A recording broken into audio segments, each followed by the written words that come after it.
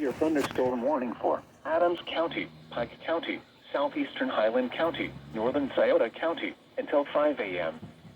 At 4:15 a.m., a severe thunderstorm was located near Seaman, moving northeast at 50 miles an hour. Hazard, 60 miles an hour wind gusts. Source, radar indicated. Impact, expect damage to trees and power lines.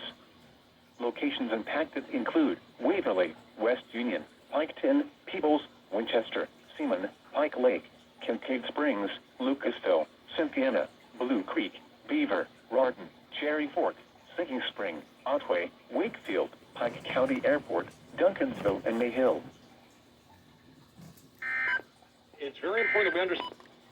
Pike Lake, Kincaid Springs. Here is a hazardous weather outlook for the following counties: Beaver, Rardon, Cherry Fork, Sinking Spring, Otway, Wakefield, Pike County Airport,